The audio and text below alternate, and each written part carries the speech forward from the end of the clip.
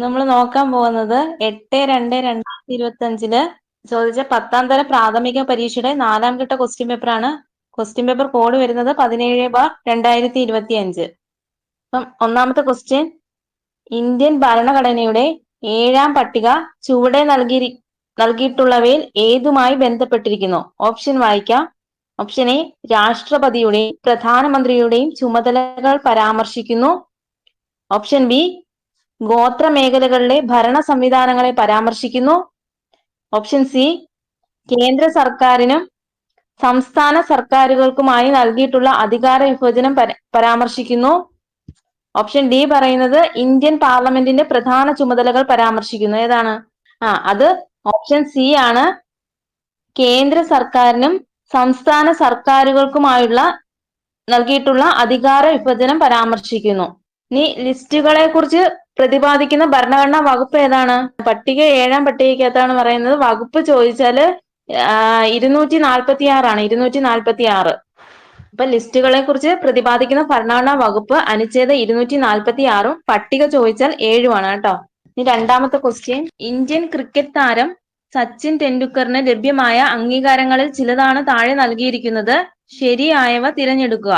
പ്രസ്താവന 1, കായിക ലോകത്തെ ഓസ്കാർ എന്നറിയപ്പെടുന്ന അംഗീകാരമായ ലോറസ് പുരസ്കാരം നേടിയ ആദ്യ ഇന്ത്യക്കാരൻ. ശരിയാണ്.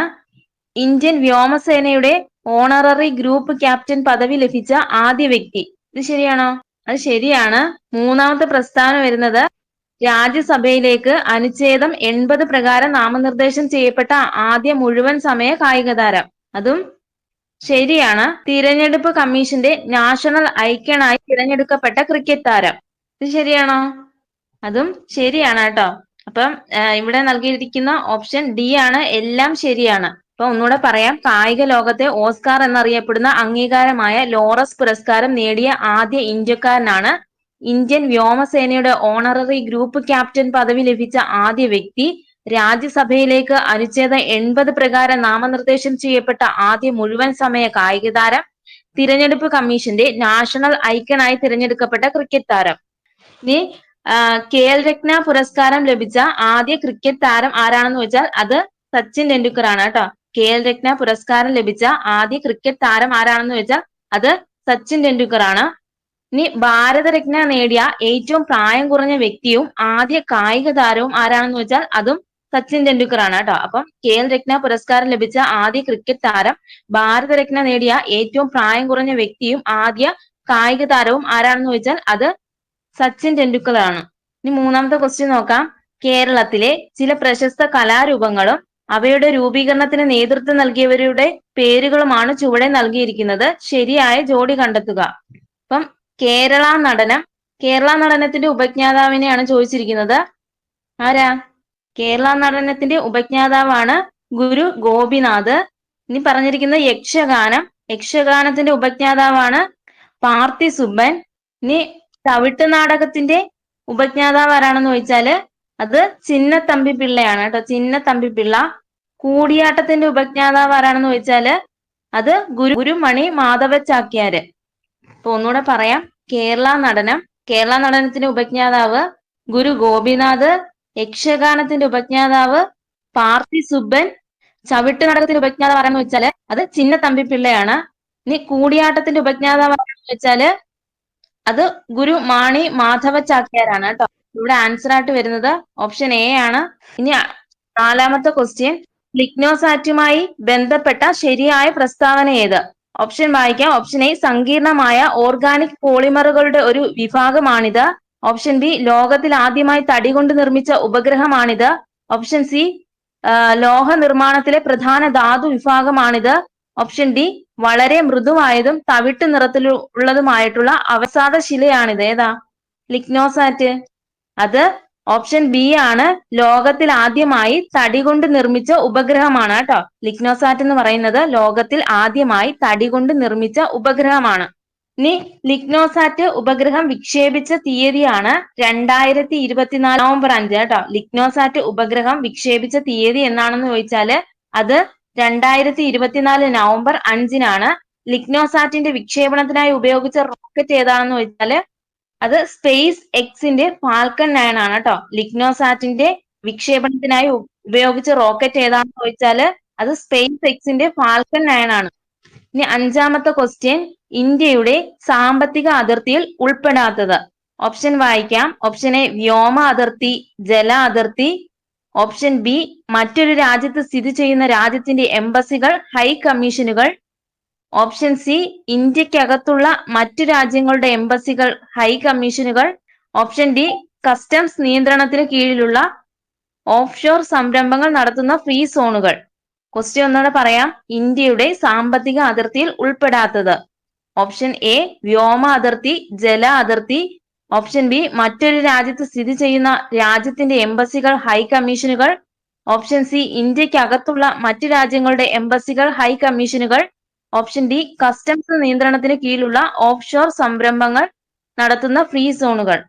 ഇവിടെ ആൻസർ ആയിട്ട് വരുന്നത് ഓപ്ഷൻ സി ഇന്ത്യക്കകത്തുള്ള മറ്റു രാജ്യങ്ങളുടെ എംബസികൾ, ഹൈ കമ്മീഷനുകൾ. അപ്പം ഇന്ത്യയുടെ സാമ്പത്തിക അതിർത്തിയിൽ ഉൾപ്പെടുന്നത് ഏതൊക്കെയാണെന്ന് വെച്ചാൽ വ്യോമ അതിർത്തി, ജല അതിർത്തി, മറ്റൊരു രാജ്യത്ത് സ്ഥിതി ചെയ്യുന്ന രാജ്യത്തിന്റെ എംബസികൾ, ഹൈ കമ്മീഷനുകൾ, കസ്റ്റംസ് നിയന്ത്രണത്തിന് കീഴിലുള്ള ഓഫ്ഷോർ സംരംഭങ്ങൾ നടത്തുന്ന ഫ്രീ സോണുകൾ. ഇനി അടുത്ത ക്വസ്റ്റ്യൻ, ലോക നഗര ദിനത്തിൽ യുനെസ്കോ പുറത്തുവിട്ട 55 ക്രിയേറ്റീവ് നഗരങ്ങളുടെ പട്ടികയിൽ ഇടം നേടിയതും സാഹിത്യ നഗരം എന്ന പദവി ലഭിച്ചതുമായ കേരളത്തിലെ ആദ്യ നഗരം. ഓപ്ഷൻ വായിക്കാം. Option A Kochi, option B Thiruvananthapuram, option C Thrissur, option D Kozhikode. അപ്പം ഇവിടെ ആൻസർ ആയിട്ട് വരുന്നത് ഓപ്ഷൻ ഡി കോഴിക്കോടാണ് കേട്ടോ. ഇന്ത്യയുടെ ആദ്യ ശില്പ നഗരം എന്നറിയപ്പെടുന്നത് ഏതാണ്? ഇന്ത്യയിലെ ആദ്യ ശില്പ നഗരം എന്നറിയപ്പെടുന്ന ജില്ലയാണ് കോഴിക്കോട്. ഏഷ്യയിലെ ആദ്യ സഹകരണ മ്യൂസിയം നിലവിൽ വരുന്ന ജില്ലയും കോഴിക്കോടാണ്. ഏഷ്യയിലെ ആദ്യ സഹകരണ മ്യൂസിയം നിലവിൽ വരുന്ന ജില്ല ഏതാണെന്ന് വെച്ചാൽ അതും കോഴിക്കോടാണ്. ഇനി അടുത്ത ക്വസ്റ്റ്യൻ, തിരികെ സ്കൂളിലേക്ക് എന്ന ശാക്തീകരണ ക്യാമ്പയിൻ ഏതുമായി ബന്ധപ്പെട്ടിരിക്കുന്നു? ഓപ്ഷൻ വായിക്കാം. സംസ്ഥാന കുടുംബശ്രീ മിഷൻ പൊതുവിദ്യാഭ്യാസ വകുപ്പിന്റെ സഹകരണത്തോടെ നടപ്പിലാക്കുന്ന അയൽക്കൂട്ട ശാക്തീകരണ യജ്ഞം. ഓപ്ഷൻ ബി ദേശീയ സാക്ഷരതാ മിഷന്റെ ശാക്തീകരണ യജ്ഞം. ഓപ്ഷൻ സി ദേശീയ വിദ്യാഭ്യാസ നയം 2020 പ്രകാരം സംഘടിപ്പിച്ചിരിക്കുന്ന പരിപാടി. ഓപ്ഷൻ ഡി സർവ ശിക്ഷ കേരള പദ്ധതി പ്രകാരം നടത്തിവരുന്ന പരിപാടി. അപ്പം ഇവിടെ ആൻസർ ആയിട്ട് വരുന്നത് ഓപ്ഷൻ എ ആണ്.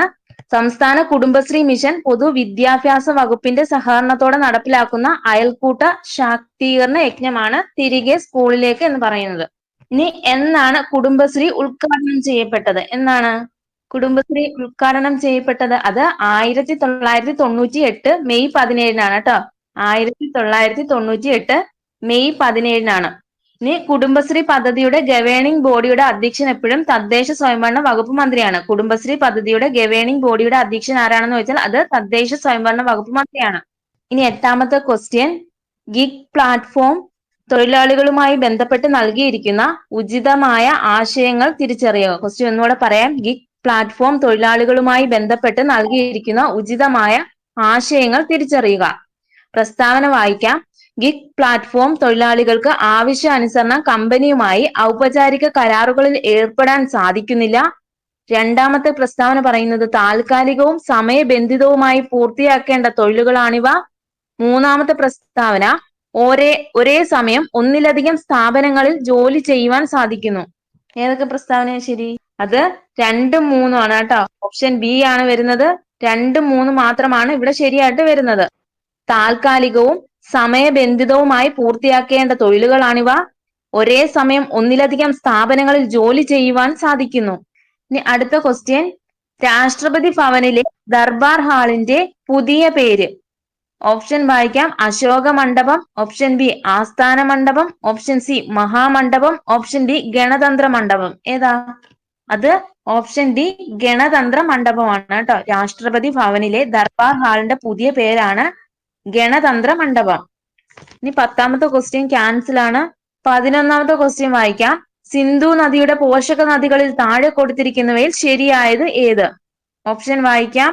ചലം, ചിനാബ്, രവി, ബിയാസ്, സത്ലജ്. ശരിയാണോ?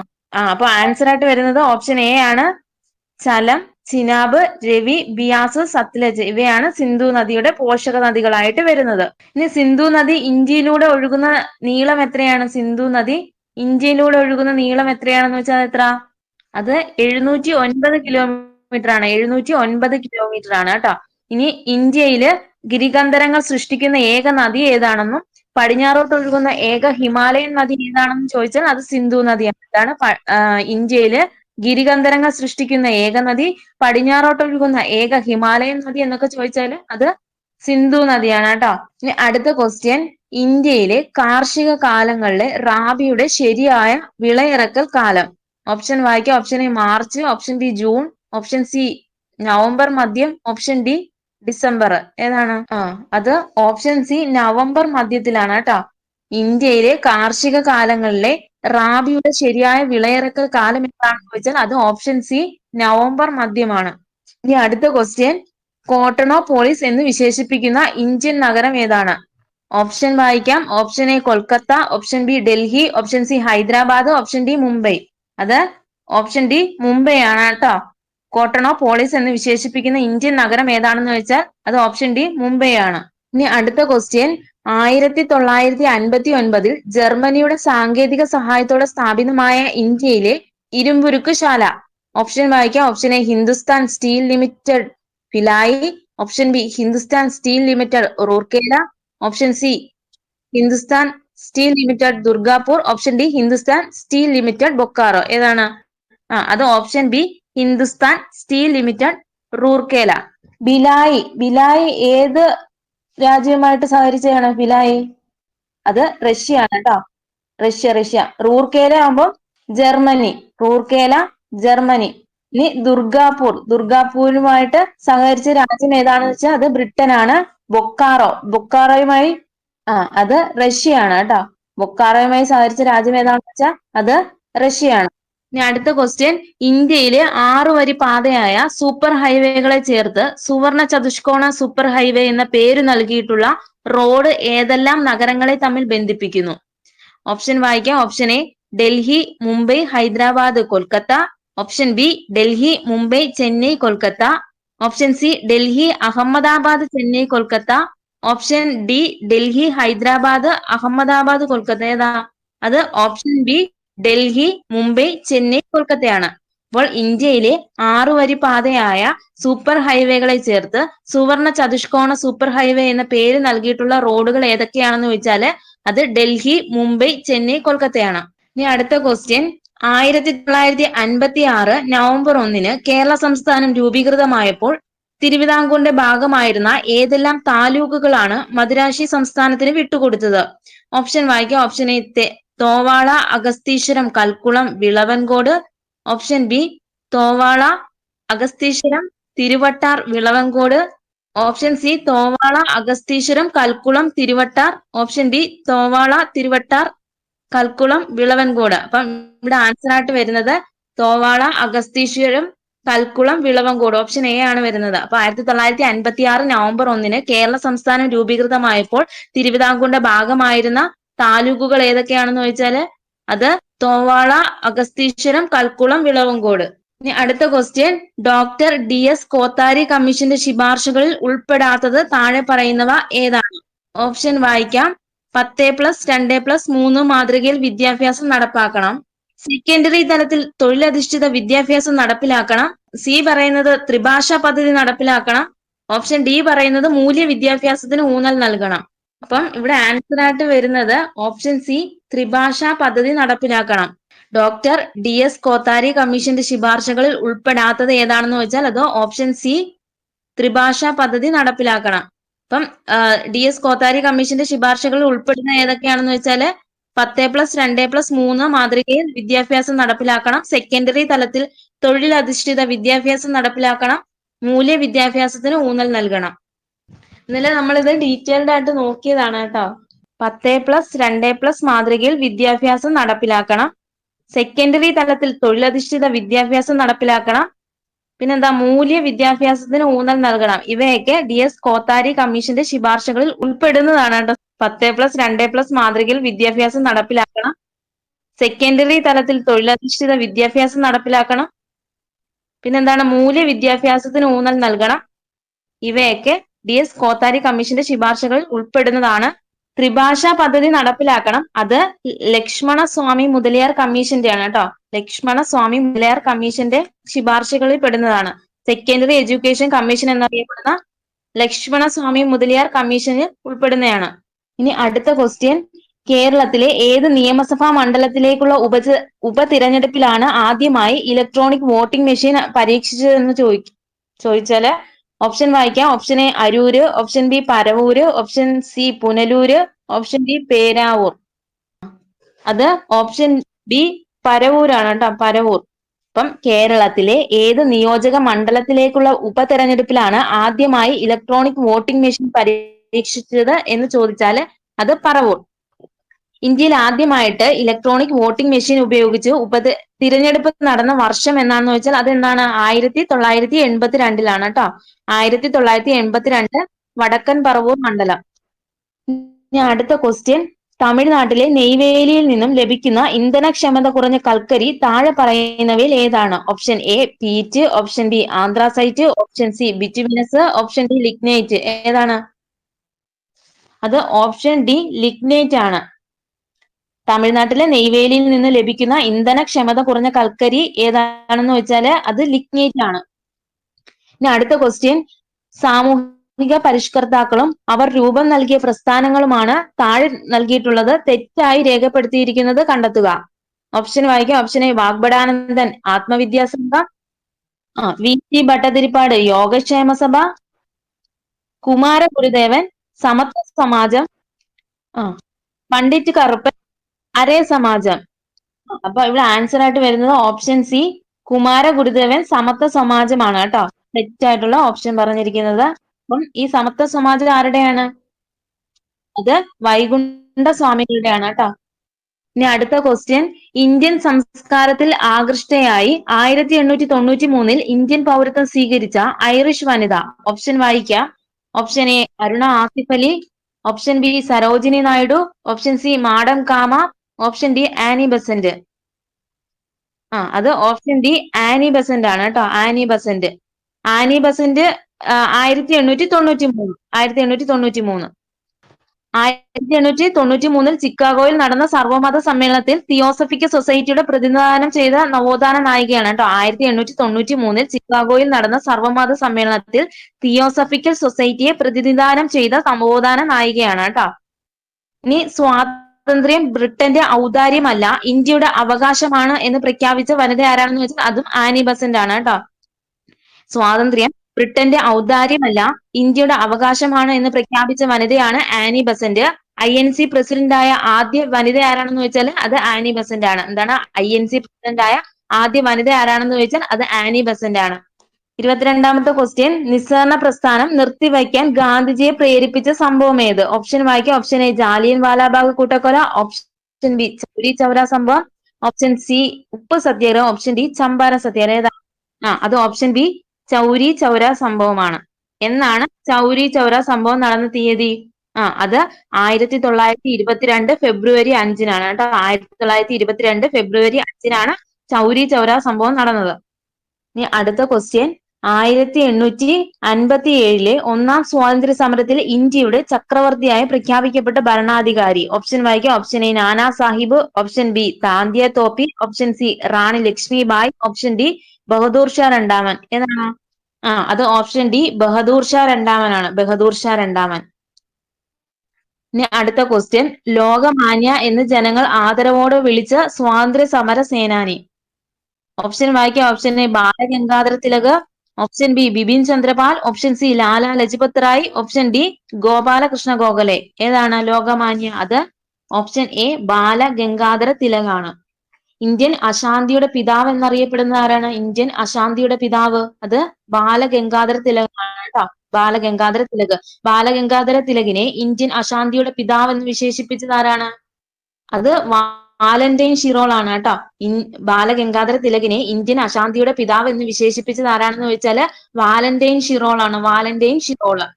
കോൺഗ്രസിലെ തീവ്രവാദി വിഭാഗത്തിന്റെ പ്രമുഖ നേതാവായിരുന്ന വ്യക്തിയാണ് ബാലഗംഗാധര തിലക് കേട്ടോ. കോൺഗ്രസിലെ തീവ്രവാദി വിഭാഗത്തിന്റെ പ്രമുഖ നേതാവായിരുന്ന വ്യക്തിയാണ് ബാലഗംഗാധര തിലക്. ഇനി മെച്ചപ്പെട്ട വിദേശ ഭരണത്തെക്കാൾ നല്ലത് തദ്ദേശീയരുടെ മെച്ചമല്ലാത്ത ഭരണമാണ് എന്ന് അഭിപ്രായപ്പെട്ട വ്യക്തി ആരാണെന്ന് വെച്ചാൽ അതും ബാലഗംഗാധര തിലകാണ്. എന്താണ്? മെച്ചപ്പെട്ട വിദേശ ഭരണത്തെക്കാൾ നല്ലത് തദ്ദേശീയരുടെ മെച്ചമല്ലാത്ത ഭരണമാണ് എന്ന് അഭിപ്രായപ്പെട്ട വ്യക്തി ആരാണെന്ന് വെച്ചാൽ അത് ബാലഗംഗാധര തിലകാണ്. അപ്പൊ ഒന്നുകൂടെ പറയാം, ഇന്ത്യൻ അശാന്തിയുടെ പിതാവാണ്. പിന്നെന്താണ്, കോൺഗ്രസിലെ തീവ്രവാദി വിഭാഗത്തിലെ പ്രമുഖ നേതാവായ വ്യക്തിയാണ് ബാലഗംഗാധര തിലക്. അദ്ദേഹത്തിന്റെ പ്രധാന വാക്കുകളാണ് മെച്ചപ്പെട്ട വിദേശ ഭരണത്തെക്കാൾ നല്ലത് തദ്ദേശീയരുടെ മെച്ചമല്ലാത്ത ഭരണമാണ്. ഇനി അദ്ദേഹത്തെ ഇന്ത്യൻ അശാന്തിയുടെ പിതാവ് എന്ന് വിശേഷിപ്പിച്ച വ്യക്തി ആരാണെന്ന് വെച്ചാൽ അത് വാലന്റൈൻ ഷിറോൾ ആണ്. ഇനി അടുത്ത ക്വസ്റ്റ്യൻ നോക്കാം. ഇന്ത്യൻ സൊസൈറ്റി ഓഫ് ഓറിയന്റൽ ആർട്സിന്റെ സ്ഥാപകൻ. ഓപ്ഷൻ വായിക്കാം. Option A Raja Ravi Varma, option B Abanindranath Tagore, option C Rabindranath Tagore, option D Satyendranath Tagore. ആരാണ്?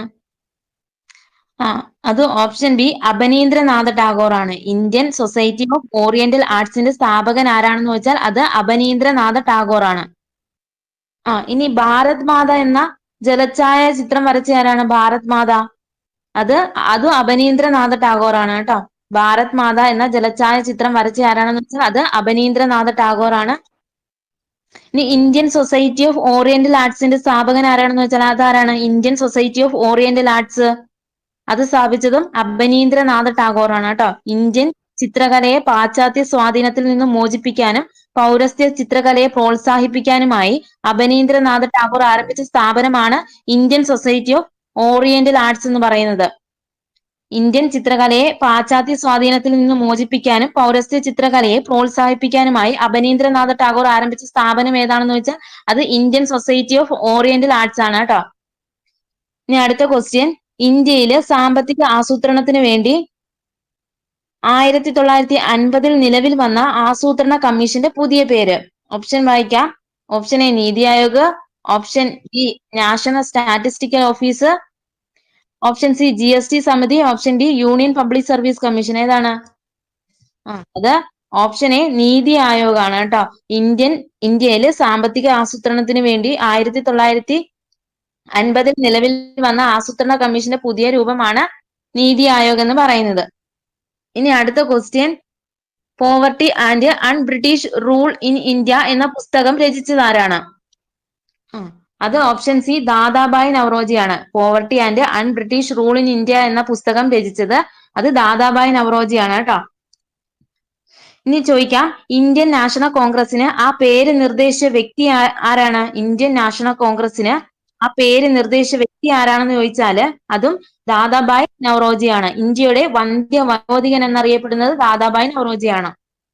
ഇനി 3 തവണ കോൺഗ്രസ് പ്രസിഡന്റായ ആദ്യ വ്യക്തി ആരാണെന്ന് ചോദിച്ചാൽ അതും ദാദാബായ് നവറോജിയാണ്. 3 തവണ കോൺഗ്രസ് പ്രസിഡന്റായ ആദ്യ വ്യക്തി ആരാണെന്ന് ചോദിച്ചാൽ അത് ദാദാബായ് നവറോജിയാണ്. എന്നൊക്കെയാണെന്ന് വെച്ചാല് 1886 കൊൽക്കത്ത സമ്മേളനം, 1893 ലാഹോർ സമ്മേളനവും പിന്നെന്താണ് 1906 കൊൽക്കത്ത സമ്മേളനം. ഒന്നുകൂടെ പറയാം, 1886 കൊൽക്കത്ത സമ്മേളനം, 1893 ലാഹോർ സമ്മേളനം, 1906 കൊൽക്കത്ത സമ്മേളനം. ഇനി അടുത്ത ക്വസ്റ്റ്യൻ, ഇന്ത്യൻ നവോത്ഥാനത്തിന്റെ പിതാവ് എന്നറിയപ്പെടുന്ന സാമൂഹ്യ പരിഷ്കർത്താവ് ആരാണ്? അത് ഓപ്ഷൻ എ രാജാറാം മോഹൻ റോയ് ആണ്. രാജാറാം മോഹൻ റോയ്. ഇനി അടുത്ത ക്വസ്റ്റ്യൻ, ഭാഷാ അടിസ്ഥാനത്തിൽ സംസ്ഥാനങ്ങളെ പുനഃസംഘടിപ്പിക്കുന്നതിനായി കേന്ദ്ര സർക്കാർ നിയമിച്ച സംസ്ഥാന പുനഃസംഘടനാ കമ്മീഷന്റെ അധ്യക്ഷൻ ആരാണ്? അത് ഓപ്ഷൻ ഡി ഫസൽ അലിയാണ്. ഫസൽ അലി.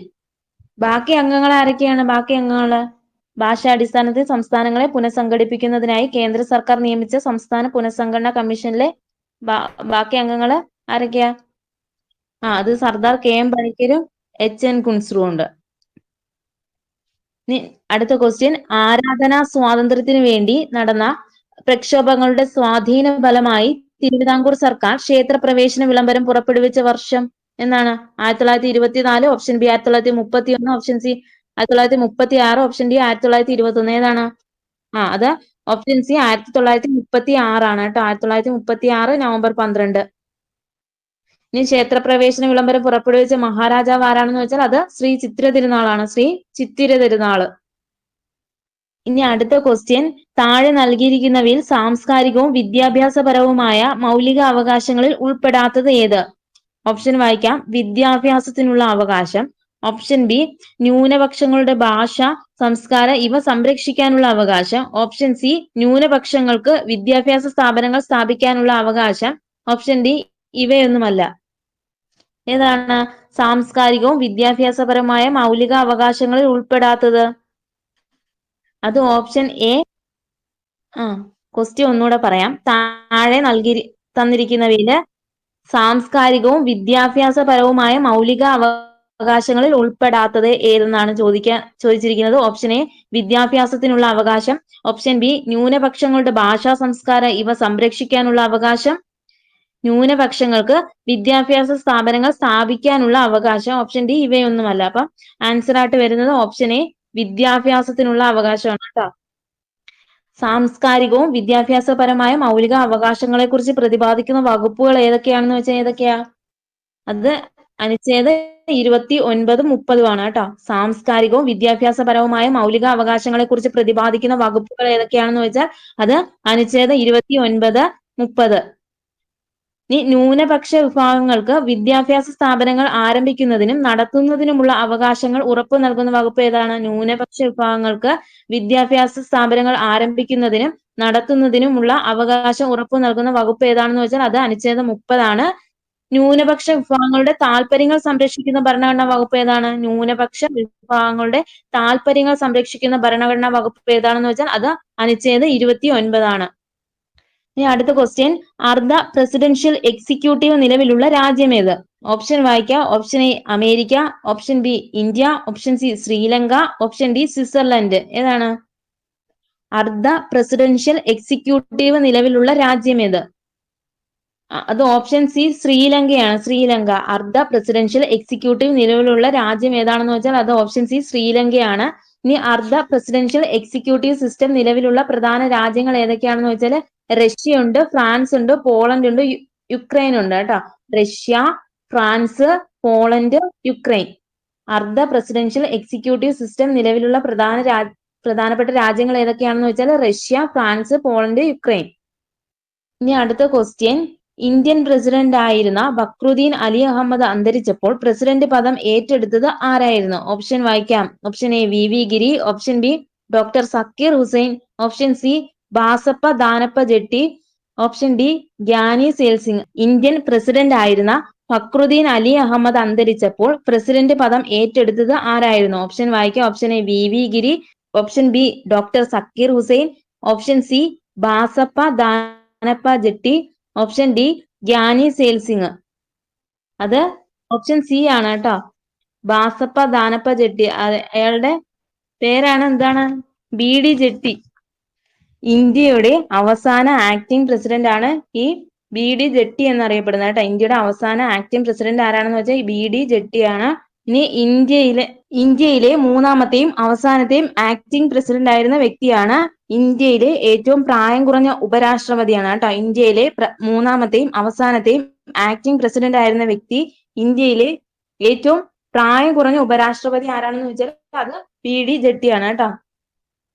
ഇനി 34ാമത്തെ ക്വസ്റ്റ്യൻ, അന്താരാഷ്ട്ര തർക്കങ്ങൾ മാധ്യസ്ഥം വഴി ഒത്തുതീർപ്പാക്കുന്നതിന് രാജ്യം പ്രോത്സാഹിപ്പിക്കേണ്ടതാണ് എന്ന് പരാമർശിച്ചിരിക്കുന്ന അനുച്ഛേദം ഏത്? ക്വസ്റ്റ്യൻ ഒന്നുകൂടെ പറയാം. അന്താരാഷ്ട്ര തർക്കങ്ങൾ മാധ്യസ്ഥം വഴി ഒത്തുതീർപ്പാക്കുന്നതിന് രാജ്യം പ്രോത്സാഹിപ്പിക്കേണ്ടതാണ് എന്ന് പരാമർശിക്കുന്ന അനുച്ഛേദം.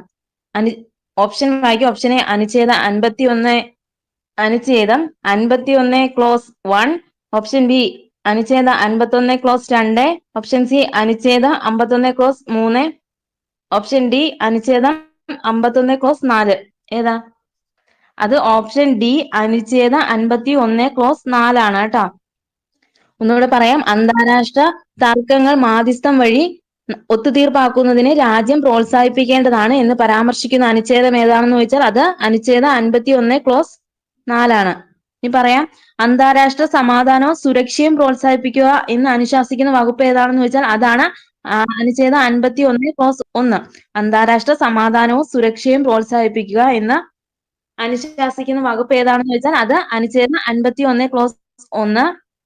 ഇനി രാജ്യങ്ങൾക്കിടയിൽ നീതിപൂർവവും മാന്യവുമായ ബന്ധം നിലനിർത്തണമെന്ന് അനുശാസിക്കുന്ന വകുപ്പ് ഏതാണെന്ന് വെച്ചാൽ 51 ക്ലോസ് 2 ആണ് കേട്ടോ. രാജ്യങ്ങൾക്കിടയിൽ നീതിപൂർവവും മാന്യവുമായ ബന്ധം നിലനിർത്തണമെന്ന് അനുശാസിക്കുന്ന വകുപ്പ് ഏതാണെന്ന് ചോദിച്ചാൽ അത് അനുച്ഛേദം 51 + 2 അന്താരാഷ്ട്ര നിയമങ്ങളോടും ഉടമ്പടി ബാധ്യസ്ഥതകളോടും ബഹുമാനം പുലർത്തണമെന്ന് അനുശാസിക്കുന്ന വകുപ്പാണ് അനുച്ഛേദം 51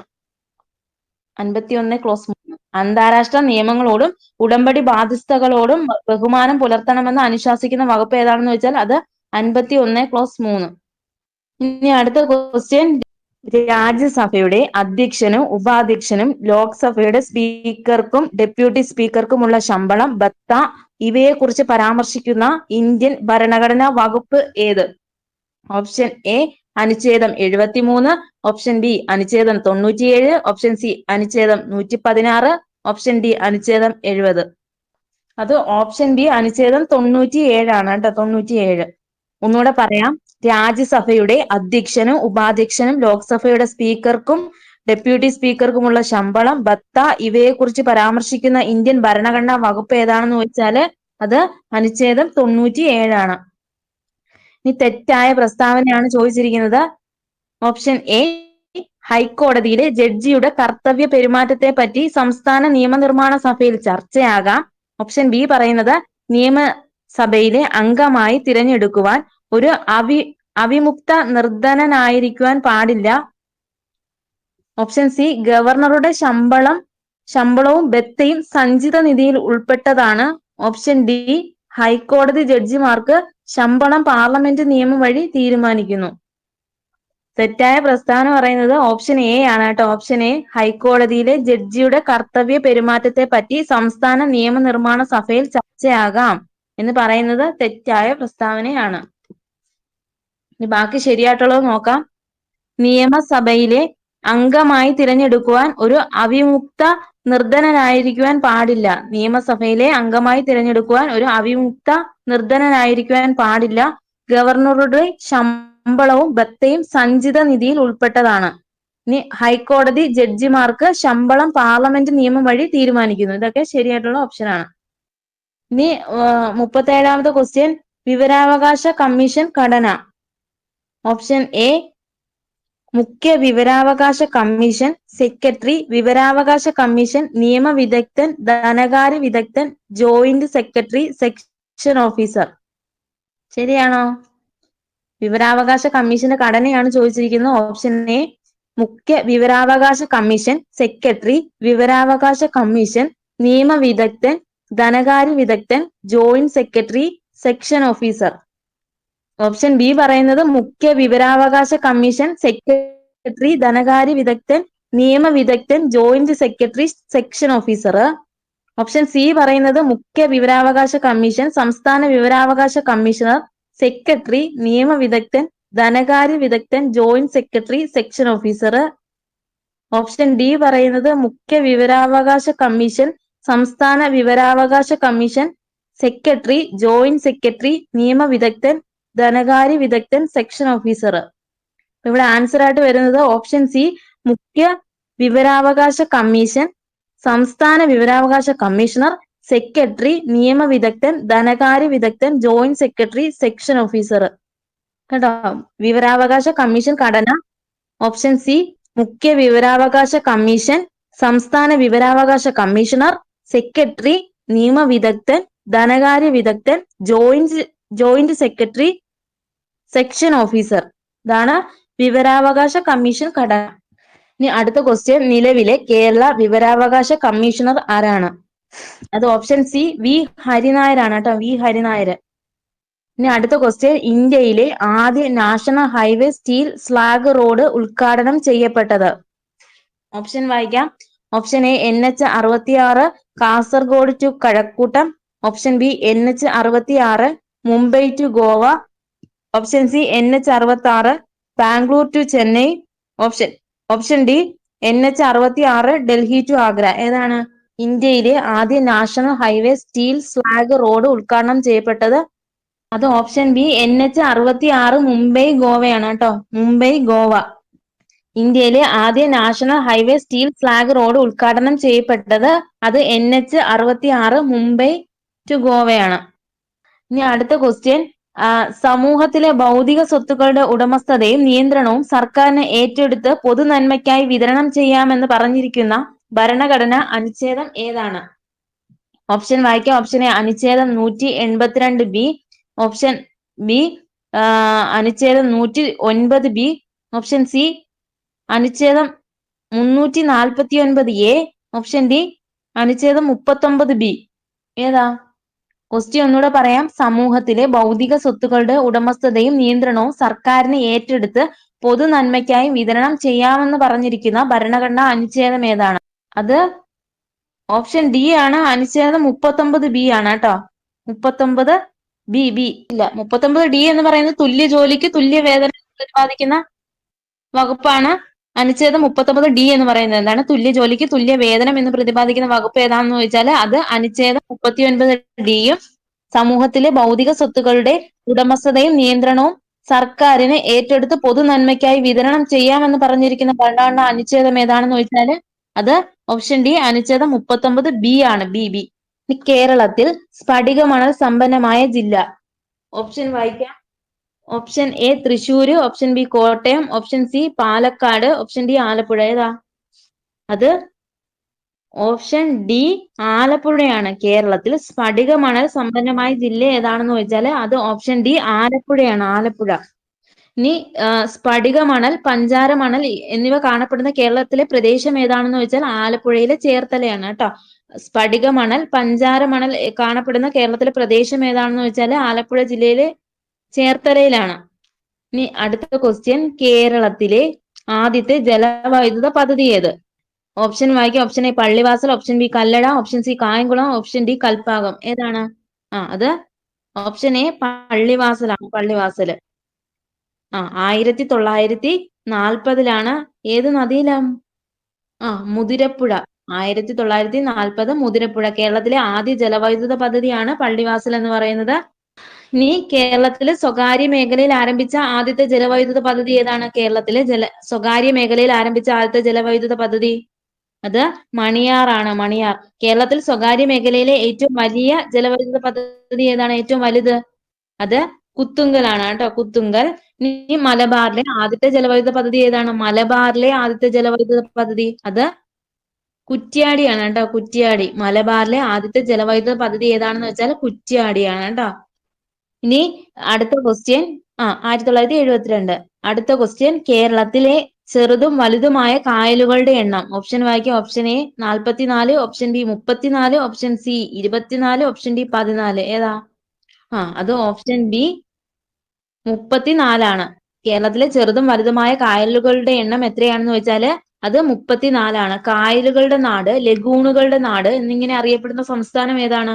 കായലുകളുടെ നാട്, ലഗൂണുകളുടെ നാട് എന്നറിയപ്പെടുന്ന സംസ്ഥാനം അത് കേരളമാണ് കേട്ടോ.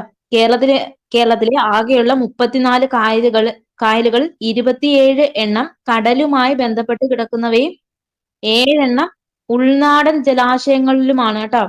അപ്പൊ കേരളത്തിലെ ആകെയുള്ള 34 കായലുകളിൽ 27 എണ്ണം കടലുമായി ബന്ധപ്പെട്ട് കിടക്കുന്നവയും 7 എണ്ണം ഉൾനാടൻ ജലാശയങ്ങളുമായി ബന്ധപ്പെട്ട് കിടക്കുന്നവയാണ്. ഇനി അടുത്ത ക്വസ്റ്റ്യൻ, പൂക്കോട് തടാകം ഏത് ജില്ലയിലാണ്? ഓപ്ഷൻ വായിക്കാം. Option A Wayanad, option B Thrissur, option C Kannur, option D Kasaragod. ഏതാണ്? അത് ഓപ്ഷൻ എ വയനാടാണ്. പൂക്കോട് തടാകം സ്ഥിതി ചെയ്യുന്ന ജില്ല ഏതാണെന്ന് വെച്ചാൽ അത് വയനാടാണ് കേട്ടോ. വയനാട്. ഇനി അടുത്ത ക്വസ്റ്റ്യൻ, കേരളത്തിലെ ഏറ്റവും ചെറിയ നദി. അത് ഓപ്ഷൻ ബി മഞ്ചേശ്വരം പുഴയാണ്. കേരളത്തിലെ ഏറ്റവും ചെറിയ നദി ഏതാണെന്ന് വെച്ചാല് അത് മഞ്ചേശ്വരം പുഴയാണ് കേട്ടോ. കേരളത്തിലെ ഏറ്റവും നീളം കുറഞ്ഞ നദിയാണ്. 16 കിലോമീറ്റർ ആണ് നീളം. കേരളത്തിലെ ഏറ്റവും വടക്കേ അറ്റത്തുള്ള നദിയാണ്. എന്താണ് എവിടെ നിന്ന് ഉത്ഭവിക്കുന്നു എന്ന് ചോദിച്ചാല് കാസർഗോഡ് ജില്ലയിലെ ബാലപ്പൂണി കുന്നുകളിൽ നിന്ന് ഉത്ഭവിച്ച് ഉപ്പളക്കായലിൽ പതിക്കുന്നു. ഇനി അടുത്ത ക്വസ്റ്റ്യൻ, അർജുന അവാർഡ് നേടിയ ആദ്യ മലയാളി. ഓപ്ഷൻ വായിക്കാം. Option A Viswanathan Anand, option B C Balakrishnan, option C PR Sreejesh, option D PT Usha. ആരാണ്? ക്വസ്റ്റ്യൻ ഒന്നുകൂടെ വായിക്കാം. അർജുന അവാർഡ് നേടിയ ആദ്യ മലയാളിയാണ് ചോദിച്ചിരിക്കുന്നത്. അത് ഓപ്ഷൻ ബി സി ബാലകൃഷ്ണൻ ആണ് കേട്ടോ. സി ബാലകൃഷ്ണൻ. ഇനി ചോദിക്കാം, ആദ്യമായൊരു മലയാളി അർജുന അവാർഡ് നേടിയ വർഷം അത് 1965 ആരാണെന്ന് വെച്ചാൽ അത് സി ബാലകൃഷ്ണനാണ് കേട്ടോ. അപ്പം ആദ്യമായൊരു മലയാളി അർജുന അവാർഡ് നേടുന്നു, അത് 1965 സി ബാലകൃഷ്ണനാണ്. ഏത് മേഖലയിലാണ് എന്ന് ചോദിച്ചാൽ അത് പർവ്വത ആരോഹണമാണ് കേട്ടോ. പർവ്വത ആരോഹകനായിരുന്നു സി ബാലകൃഷ്ണൻ എന്ന് പറയുന്നത്. ഇനി അർജുന അവാർഡ് നേടിയ ആദ്യ മലയാളി വനിത ആരാണ്? അർജുന അവാർഡ് നേടിയ ആദ്യ മലയാളി വനിത അത് കെ.സി. ഏലമ്മയാണ്. അർജുന അവാർഡ് നേടിയ ആദ്യ മലയാളി വനിത ആരാണെന്ന് ചോദിച്ചാൽ അത് കെ.സി. ഏലമ്മയാണ് കേട്ടോ. കെ.സി. ഏലമ്മ. ഇനി ചോദിക്കാം, അർജുന അവാർഡ് നേടിയ ഏക മലയാളി ഫുട്ബോൾ താരം ആരാണെന്ന് വെച്ചാൽ അതാരാ? അർജുന അവാർഡ് നേടിയ ഏക മലയാളി ഫുട്ബോൾ താരം അത് ഐ.എം. വിജയനാണ്. ഐ.എം. വിജയനാണ്. ഇനി അർജുന അവാർഡ് നേടിയ ആദ്യ മലയാളി അത്ലറ്റ് ആരാണെന്ന് വെച്ചാൽ അത് ടി.സി. യോഹന്നാനാണ് കേട്ടോ. അർജുന അവാർഡ് നേടിയ ആദ്യ മലയാളി അത്ലറ്റ് ടി.സി. യോഹന്നാനാണ്. ഇനി 2024 അർജുന അവാർഡിന് അർഹനായ മലയാളി നീന്തൽ താരമാണ് സജൻ പ്രകാശ് കേട്ടോ. അപ്പൊ 2024 അർജുന അവാർഡിന് അർഹനായ മലയാളി നീന്തൽ താരമാണ് സജ്ജൻ പ്രകാശ് എന്ന് പറയുന്നത്. അപ്പൊ ഒന്നുകൂടെ പറയാം, അർജുന അവാർഡ് നേടിയ ആദ്യ മലയാളി വനിത കെ.സി. ഏലമ്മ, അർജുന അവാർഡ് നേടിയ ഏക മലയാളി ഫുട്ബോൾ താരം ഐ.എം. വിജയൻ, അർജുന അവാർഡ് നേടിയ ആദ്യ മലയാളി അത്ലറ്റ് ആരാണെന്ന് വെച്ചാൽ അത് ടി.സി. യോഹന്നാനാണ്. ടി.സി. യോഹന്നാന്. 2024 അർജുന അവാർഡിന് അർഹനായ മലയാളി നീന്തൽ താരം ആരാണെന്ന് ചോദിച്ചാൽ അത് സജൻ പ്രകാശ് ആണ്. സജൻ പ്രകാശ്. ഇനി അടുത്ത ക്വസ്റ്റ്യൻ, കേരളത്തിൽ കറുത്ത മണ്ണ് കാണപ്പെടുന്ന ജില്ല. ഓപ്ഷൻ വായിക്കുക. Option A Malappuram, option B Kozhikode, option C Palakkad, option D Kasaragod. ഏതാണ്? അത് ഓപ്ഷൻ സി പാലക്കാടാണ് കേട്ടോ. പാലക്കാട്. എവിടെയാണ് കേരളത്തിൽ കറുത്ത മണ്ണ് കാണപ്പെടുന്നത്? എവിടെയാ? കേരളത്തിലെ പാലക്കാട് ജില്ലയിൽ എവിടെയാണെന്ന് വെച്ചാൽ എവിടെയാണെന്ന് പറയും? അത് പാലക്കാട് ചിറ്റൂരാണ് കേട്ടോ. ചിറ്റൂരാണ്. ഇനി ചോദിക്കാം, കേരളത്തിൽ ഏറ്റവും കൂടുതൽ ചുണ്ണാമ്പ് കല്ല് കാണപ്പെടുന്ന പ്രദേശം ഏതാണ്? കേരളത്തിൽ ഏറ്റവും കൂടുതൽ ചുണ്ണാമ്പ് കല്ല് കാണപ്പെടുന്ന പ്രദേശം ചോദിച്ചാൽ അതും പാലക്കാടാണ്. വാളയാറാണ് കേട്ടോ. പാലക്കാട് ജില്ലയിലെ വാളയാറ്. ഇനി അടുത്ത ക്വസ്റ്റ്യൻ, പശ്ചിമഘട്ടത്തിലെ ഏറ്റവും ഉയരം കൂടിയ കൊടുമുടി. ഓപ്ഷൻ വായിക്കാം. Option A Agasthyamala, option B Ponmudi, option C Anamudi, option D Ezhimala. ഏതാണ്? അത് ഓപ്ഷൻ സി ആനമുടിയാണ്. അപ്പം പശ്ചിമഘട്ടത്തിലെ ഏറ്റവും ഉയരം കൂടിയ കൊടുമുടി ഏതാണെന്ന് ചോദിച്ചാല് അത് ഓപ്ഷൻ സി ആനമുടിയാണ്. കേരളത്തിൽ പശ്ചിമഘട്ടത്തെ ഏത് പേരിലാണ് അറിയപ്പെടുന്നത്? കേരളത്തിൽ പശ്ചിമഘട്ടത്തെ ഏത് പേരിൽ അറിയപ്പെടുന്നു? അത് സഹ്യപർവ്വതം എന്ന് വിളിക്കപ്പെടുന്നു കേട്ടോ. കേരളത്തിൽ സഹ്യപർവ്വതം എന്ന് വിളിക്കുന്നത് പശ്ചിമഘട്ടത്തെയാണ്. എന്നാണ് പശ്ചിമഘട്ടത്തെ യുനെസ്കോയുടെ ലോക പൈതൃക പട്ടികയിൽ ഉൾപ്പെടുത്തിയ വർഷം? പശ്ചിമഘട്ടത്തെ യുനെസ്കോയുടെ ലോക പൈതൃക പട്ടികയിൽ ഉൾപ്പെടുത്തിയ വർഷം എന്നാണ്? അത് 2012 ആണ്. 2012 ജൂലൈ 1-നാണ് കേട്ടോ. 2012 ജൂലൈ 1-നാണ്. ഇനി ചോദിക്കാം, പശ്ചിമഘട്ടത്തിന്റെ ശരാശരി നീളം എത്രയാണ്? പശ്ചിമഘട്ടത്തിന്റെ ശരാശരി നീളം അത് 1600 കിലോമീറ്റർ ആണ് കേട്ടോ. പശ്ചിമഘട്ടത്തിലെ ശരാശരി നീളം എത്രയാണെന്ന് വെച്ചാൽ അത് 1600 കിലോമീറ്റർ ആണ്. ഇനി അടുത്ത ക്വസ്റ്റ്യൻ, കേരളത്തിലെ ഏറ്റവും വലിയ ജലസേചന പദ്ധതി. ഓപ്ഷൻ വായിക്കുക. Option A Kallada, option B Peechi, option C Idamalayar, option D Sasthamkotta. ഏതാണ്? അത് ഓപ്ഷൻ എ കല്ലടയാണ് കേട്ടോ. കല്ലട. കേരളത്തിലെ ഏറ്റവും വലിയ രണ്ടാമത്തെ ജലസേചന പദ്ധതി ഏതാണ്? കേരളത്തിലെ ഏറ്റവും വലിയ രണ്ടാമത്തെ ജലസേചന പദ്ധതി ഏതാണ്? അത് തെന്മലയാണ്. കേരളത്തിലെ ഏറ്റവും വലിയ രണ്ടാമത്തെ ജലസേചന പദ്ധതി ഏതാണെന്ന് വെച്ചാൽ അത് തെന്മലയാണ് കേട്ടോ. തെന്മല. ഇനി ചോദിക്കാം, കേരളത്തിൽ ഏറ്റവും കൂടുതൽ ജലസേചന പദ്ധതികൾ സ്ഥിതി ചെയ്യുന്ന നദി ഏതാണ്? കേരളത്തിൽ ഏറ്റവും കൂടുതൽ ജലസേചന പദ്ധതികൾ സ്ഥിതി ചെയ്യുന്ന നദി അത് ഭാരതപ്പുഴയാണ്. ഭാരതപ്പുഴ. ഇനി കേരളത്തിൽ ഏറ്റവും കൂടുതൽ ജലസേചന പദ്ധതികളുള്ള ജില്ല ഏതാണ്? ജില്ല ജലസേചന പദ്ധതികളാണ് അത് പാലക്കാടാണ്. പാലക്കാട്. ഇനി അടുത്ത ക്വസ്റ്റ്യൻ, തണ്ണീർമുക്കം ബണ്ട് ഏത് കായലിലാണ് നിർമ്മിച്ചിരിക്കുന്നത്? ഓപ്ഷൻ വായിക്കാം. Punnamada, option B Vembanad, option C Sasthamkotta, option D Ashtamudi കായല്. ഏതാ?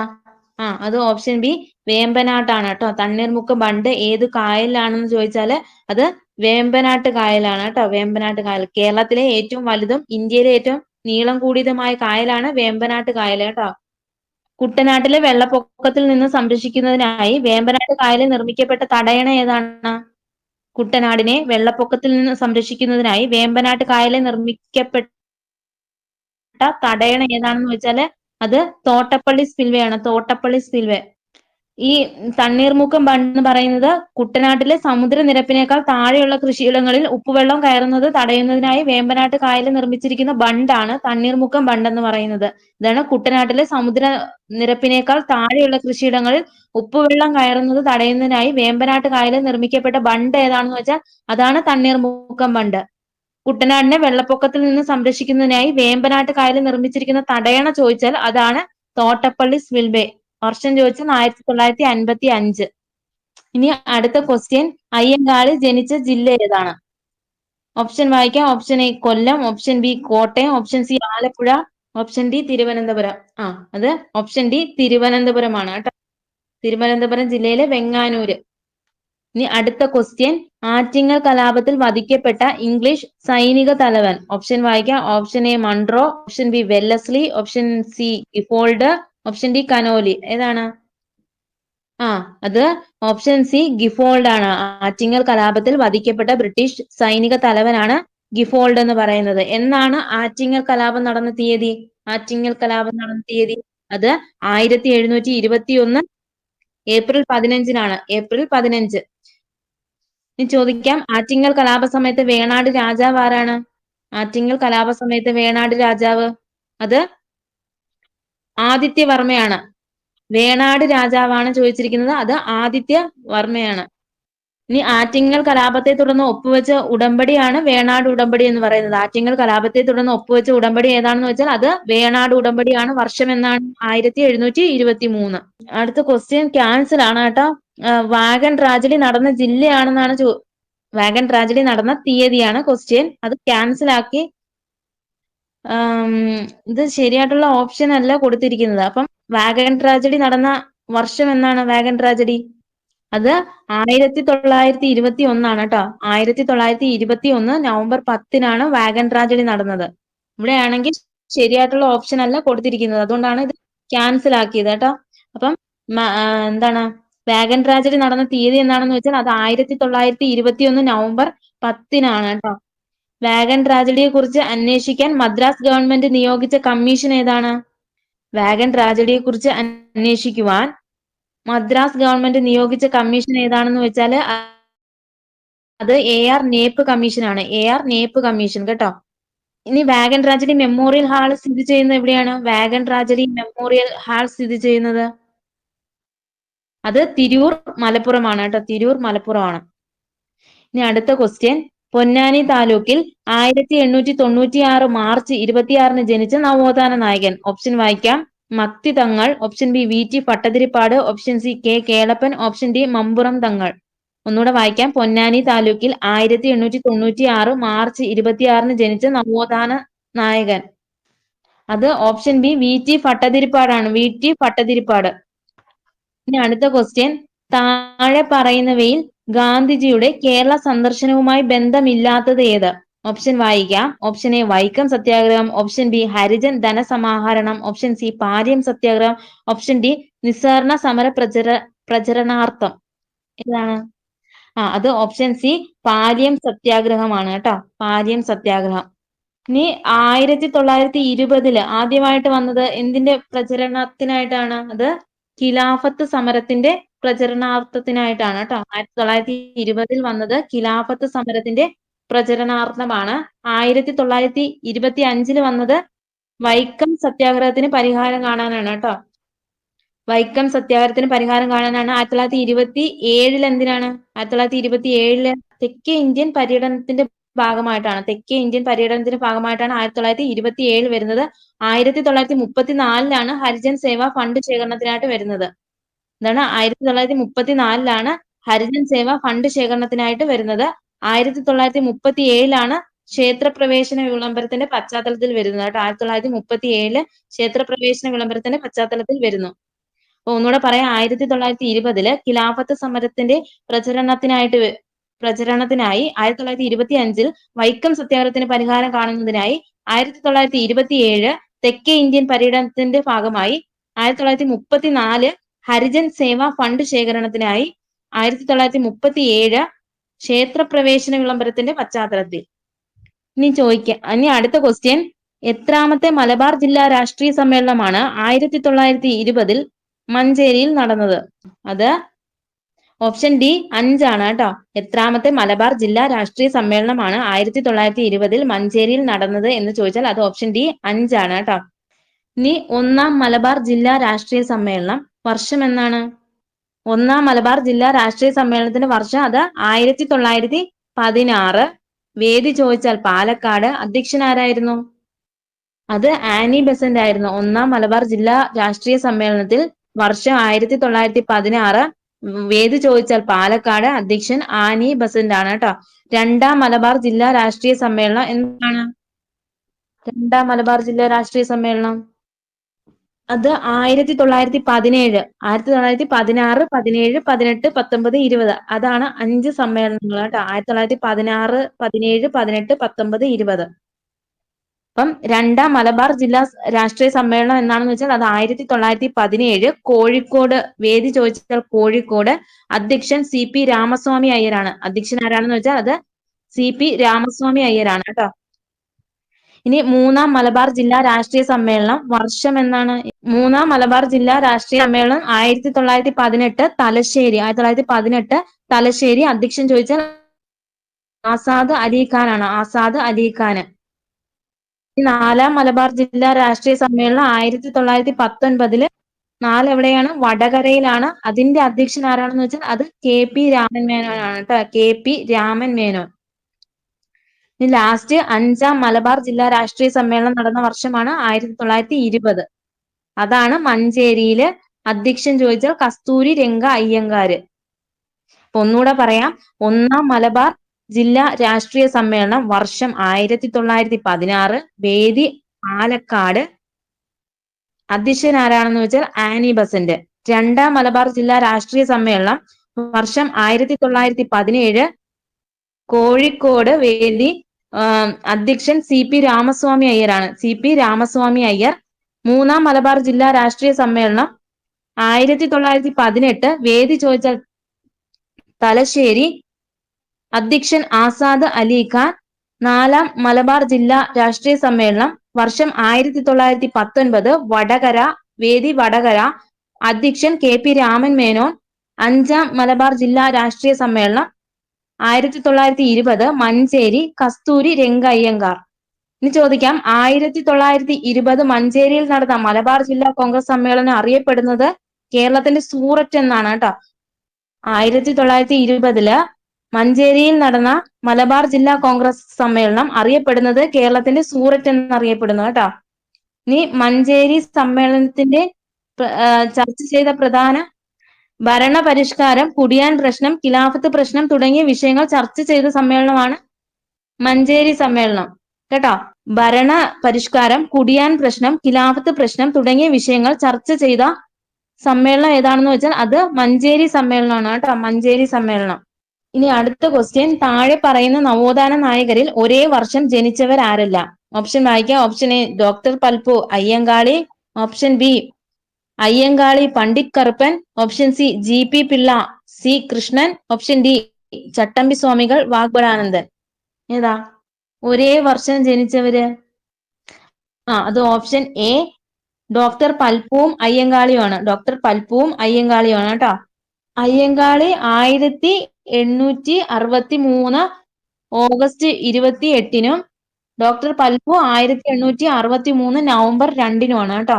ഒരേ വർഷം. എന്താണ്? ഡോക്ടർ പൽപ്പു 1863 നവംബർ 2-നും അയ്യങ്കാളി ജനിച്ചത് 1863 ഓഗസ്റ്റ് 28-നും. ഇനി അടുത്ത ക്വസ്റ്റ്യൻ, താഴെ പറയുന്നവയിൽ കാസർഗോഡ് ജില്ലയിൽ നടന്ന സമരം ഏത്? ഓപ്ഷൻ വായിക്കാം. ഓപ്ഷൻ എ മൊറാഴ സമരം.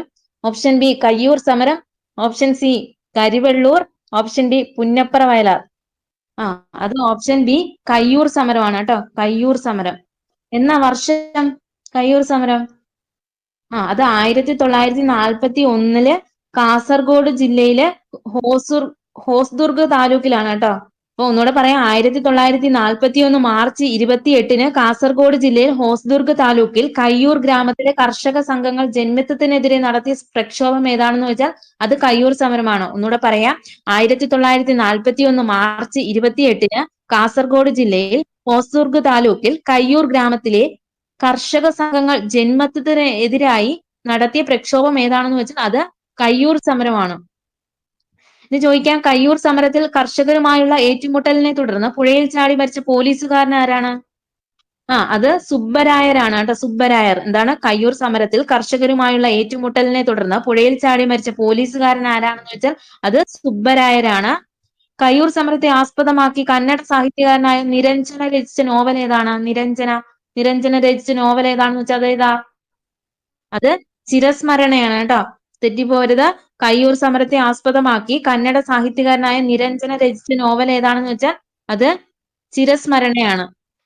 ഇനി അടുത്ത ക്വസ്റ്റ്യൻ, ദേശീയ പ്രസ്ഥാനത്തിന്റെ ഭാഗമായി മലബാറിൽ നേതൃത്വം നൽകിയ വനിത ആര്? ക്വസ്റ്റ്യൻ ഒന്നുകൂടെ പറയാം. ദേശീയ പ്രസ്ഥാനത്തിന്റെ ഭാഗമായി മലബാറിൽ നേതൃത്വം നൽകിയ വനിത ആര്? ഓപ്ഷൻ വായിക്കാം. Option A B Kuttimalu Amma, option B Annie Mascarene, option C Accamma Cherian, option D ഇവരാരുമല്ല. ആരാ?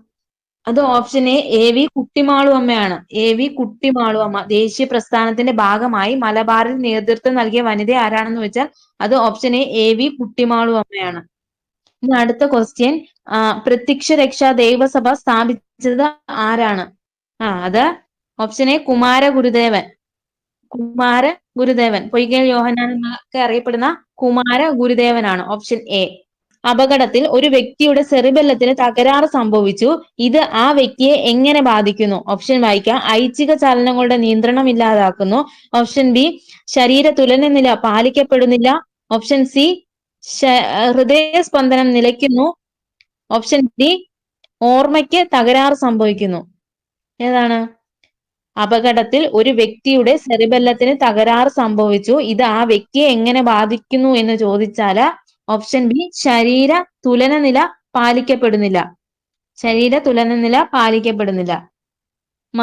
മസ്തിഷ്കത്തിലെ രണ്ടാമത്തെ വലിയ ഭാഗം ഏതാണ്? മസ്തിഷ്കത്തിലെ രണ്ടാമത്തെ വലിയ ഭാഗം അത് സെറിബെല്ലം.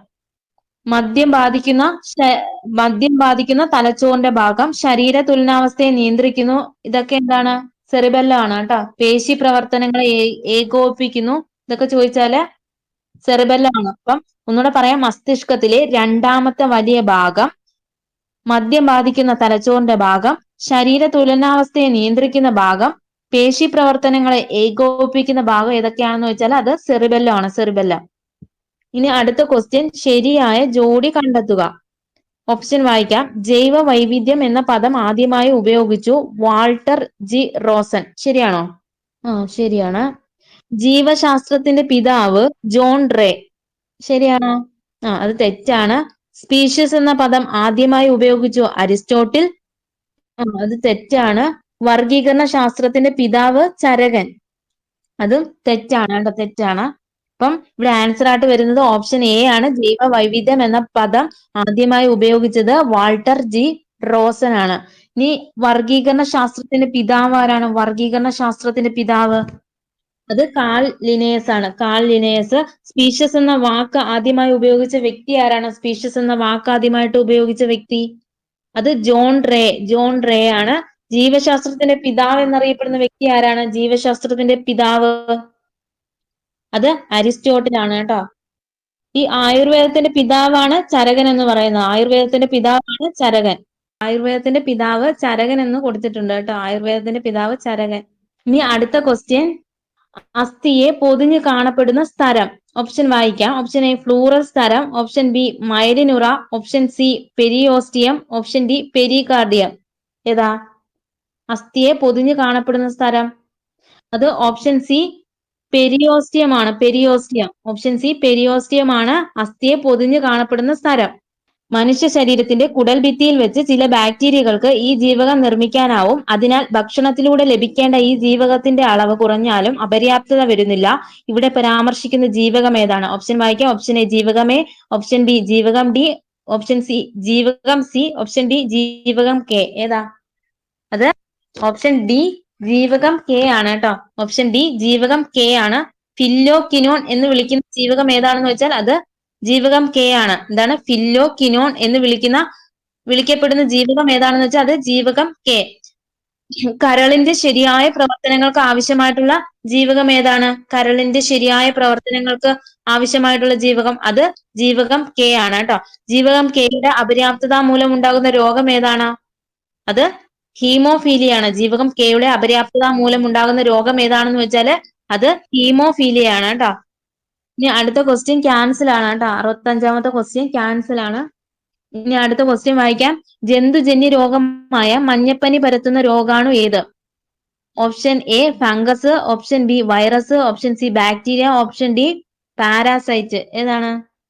ജന്തുജന്യ രോഗമായ മഞ്ഞപ്പനി പരത്തുന്ന രോഗാണു ഏതാണ്? അത് ഓപ്ഷൻ ബി വൈറസ് ആണ് കേട്ടോ, വൈറസ്. എലിപ്പനി പരത്തുന്നതോ? എലിപ്പനി അത് ബാക്ടീരിയ ആണ്, ബാക്ടീരിയ. ഇനി 67ാമത്തെ ക്വസ്റ്റ്യൻ, അതും ക്യാൻസൽ ആണ് കേട്ടോ, ക്യാൻസൽ ആണ്. ഇനി അടുത്ത ക്വസ്റ്റ്യൻ, കേരള സർക്കാരിന്റെ കീഴിലുള്ള സാമൂഹ്യ നീതി വകുപ്പ് BPL വിഭാഗത്തിൽപ്പെടുന്ന പ്രായമായ പ്രമേഹ രോഗികൾക്ക് സൗജന്യമായി ഗ്ലൂക്കോമീറ്റർ നൽകുന്ന പദ്ധതി ഏത്? ഓപ്ഷൻ വായിക്കാം. Option A Vayomithram, option B Vayomadhuram, option C Mandahasam, option D Vayo Amritham. ഏതാ? അത് ഓപ്ഷൻ ബി വയോമധുരമാണ് കേട്ടോ. അപ്പം കേരള സർക്കാരിന്റെ കീഴിലുള്ള സാമൂഹ്യ നീതി വകുപ്പ് BPL വിഭാഗത്തിൽപ്പെടുന്ന പ്രായമായ പ്രമേഹ രോഗികൾക്ക് സൗജന്യമായി ഗ്ലൂക്കോമീറ്റർ നൽകുന്ന പദ്ധതിയാണ് വയോമധുരം. ഇനി മന്ദഹാസം പദ്ധതി എന്താണ്? മന്ദഹാസം അത് വയോജനങ്ങൾക്ക് കൃത്രിമ ദന്തം നൽകുന്നതിനുള്ള സാമൂഹ്യ നീതി വകുപ്പിന്റെ പദ്ധതിയാണ് മന്ദഹാസം. വയോജനങ്ങൾക്ക് കൃത്രിമ ദന്തം നൽകുന്നതിനുള്ള സാമൂഹ്യ നീതി വകുപ്പിന്റെ പദ്ധതി ഏതാണെന്ന് ചോദിച്ചാൽ അത് മന്ദഹാസമാണ്. ഇനി ചോദിക്കാം, ജീവിതശൈലി രോഗങ്ങൾക്ക് സൗജന്യ രോഗനിർണയവും ചികിത്സയും ഉറപ്പാക്കുന്ന ആരോഗ്യ പദ്ധതി ഏതാണ്? ജീവിതശൈലി രോഗങ്ങൾക്ക് സൗജന്യ രോഗനിർണയവും ചികിത്സയും ഉറപ്പാക്കുന്ന ആരോഗ്യ പദ്ധതി അത് അമൃതം ആരോഗ്യമാണ്. അമൃതം ആരോഗ്യം കേട്ടോ. ജീവിതശൈലി രോഗങ്ങൾക്ക് സൗജന്യ രോഗനിർണയവും ചികിത്സയും ഉറപ്പുവരുത്തുന്ന ആരോഗ്യ പദ്ധതിയാണ് അമൃതം ആരോഗ്യം. ഇനി വയോജനങ്ങളുടെ ശാരീരികവും മാനസികവും സാമൂഹികവുമായ പ്രശ്നങ്ങൾക്ക് പരിഹാരം കണ്ടെത്തുന്നതിനുള്ള സാമൂഹ്യ നീതി വകുപ്പിന്റെ പദ്ധതിയാണ് വയോമിത്രം എന്ന് പറയുന്നത്. എന്താണ്? വയോജനങ്ങളുടെ ശാരീരികവും മാനസികവും സാമൂഹികവുമായ പ്രശ്നങ്ങൾക്ക് പരിഹാരം കണ്ടെത്തുന്നതിനുള്ള സാമൂഹ്യ നീതി വകുപ്പ് പദ്ധതിയാണ് വയോമിത്രം എന്ന് പറയുന്നത്. ഇനി അടുത്ത ക്വസ്റ്റ്യൻ, കേരള സംസ്ഥാന ജൈവ വൈവിധ്യ ബോർഡിന്റെ ആസ്ഥാനം. ഓപ്ഷൻ വായിക്കാം. Option A Wayanad, option B Kozhikode, option C Thiruvananthapuram, option D Alappuzha. ഏതാണ് കേരള സംസ്ഥാന ജൈവ വൈവിധ്യ ബോർഡിന്റെ ആസ്ഥാനം? അത് ഓപ്ഷൻ സി തിരുവനന്തപുരമാണ് കേട്ടോ. കേരള സംസ്ഥാന ജൈവ വൈവിധ്യ ബോർഡിന്റെ ആസ്ഥാനം ചോദിച്ചാൽ അത് ഓപ്ഷൻ സി തിരുവനന്തപുരമാണ്. എന്നാണ് കേരള സംസ്ഥാന ജൈവ വൈവിധ്യ ബോർഡ് സ്ഥാപിതമായ വർഷം? കേരള സംസ്ഥാന ജൈവ വൈവിധ്യ ബോർഡ് സ്ഥാപിതമായ വർഷം എന്നാണെന്ന് വെച്ചാൽ അത് 2005 ആണ് കേട്ടോ. 2005. കേരള സംസ്ഥാന ജൈവ വൈവിധ്യ ബോർഡ് പരിസ്ഥിതി വകുപ്പിന്റെ കീഴിൽ വരുന്ന സംസ്ഥാന സർക്കാരിന്റെ ഒരു സ്വയംഭരണ സ്ഥാപനമാണ്. എന്താണ്? കേരള സംസ്ഥാന ജൈവ വൈവിധ്യ ബോർഡ് പരിസ്ഥിതി വകുപ്പിന്റെ കീഴിൽ വരുന്ന സംസ്ഥാന സർക്കാരിന്റെ ഒരു സ്വയംഭരണ സ്ഥാപനമാണ്. ഇനി അടുത്ത ക്വസ്റ്റ്യൻ നോക്കാം. കാർഡിയോളജി ഏത് അവയവത്തിന്റെ തകരാറുകൾ കൈകാര്യം ചെയ്യുന്ന വൈദ്യശാസ്ത്ര ശാഖയാണ്? അത് ഓപ്ഷൻ ബി ഹൃദയമാണ്. ഓപ്ഷൻ ബി ഹൃദയമാണ്. കാർഡിയോളജി ഏത് അവയവത്തിന്റെ തകരാറുകൾ കൈകാര്യം ചെയ്യുന്ന വൈദ്യശാസ്ത്ര ശാഖയാണെന്ന് വെച്ചാൽ അത് ഓപ്ഷൻ ബി ഹൃദയമാണ്. ഹൃദയം. എന്നാണ് ലോക ഹൃദയ ദിനം? എന്നാണ് ലോക ഹൃദയ ദിനം? അത് സെപ്റ്റംബർ 29 കേട്ടോ. ഇനി ഹൃദയ വാൽവുകളെ തകരാറിലാക്കുന്ന രോഗം ഏതാണെന്ന് പറയും? ഹൃദയ വാൽവുകളെ തകരാറിലാക്കുന്ന രോഗം അത് റുമാറ്റിക് ഫീവർ അഥവാ വാതപ്പനി എന്നറിയപ്പെടുന്നു കേട്ടോ. ഹൃദയ വാൽവുകളെ തകരാറിലാക്കുന്ന രോഗം ഏതാണെന്ന് വെച്ചാല് റുമാറ്റിക് ഫീവർ അഥവാ വാതപ്പനി എന്നറിയപ്പെടുന്നു. 71ാമത്തെ ക്വസ്റ്റ്യൻ, ഏതു തരം മാധ്യമത്തിലൂടെയാണ് ശബ്ദം കൂടുതൽ വേഗത്തിൽ സഞ്ചരിക്കുന്നത്? ഓപ്ഷൻ വായിക്കാം. ഓപ്ഷൻ എ ഖരം, ഓപ്ഷൻ ബി ദ്രാവകം, ഓപ്ഷൻ സി വാതകം, ഓപ്ഷൻ ഡി ശൂന്യത. അപ്പൊ ആൻസർ ഓപ്ഷൻ എ ഖരമാണ് കേട്ടോ. ഖരം. ഇനി അടുത്ത ക്വസ്റ്റ്യൻ, പ്രവൃത്തിയുടെ അതേ യൂണിറ്റ് ഉപയോഗിക്കുന്ന അളവ് ചുവടെ നൽകിയിരിക്കുന്നവയിൽ നിന്ന് കണ്ടെത്തുക. ഓപ്ഷൻ വായിക്കാം. Option A power, option B ഊർജം, ഓപ്ഷൻ സി ബലം, ഓപ്ഷൻ ഡി മർദ്ദം. ക്വസ്റ്റ്യൻ ഒന്നുകൂടെ പറയാം. പ്രവൃത്തിയുടെ അതേ യൂണിറ്റ് ഉപയോഗിക്കുന്ന അളവ് ചുവടെ നൽകിയിരിക്കുന്നവയിൽ നിന്ന് കണ്ടെത്തുക. അത് ഓപ്ഷൻ ബി ഊർജമാണ് കേട്ടോ. ഊർജം. പ്രവൃത്തി ചെയ്യാനുള്ള കഴിവിനെ എന്ത് പേരിൽ അറിയപ്പെടുന്നു? പ്രവൃത്തി ചെയ്യാനുള്ള കഴിവ് അത് ഊർജം എന്നറിയപ്പെടുന്നു.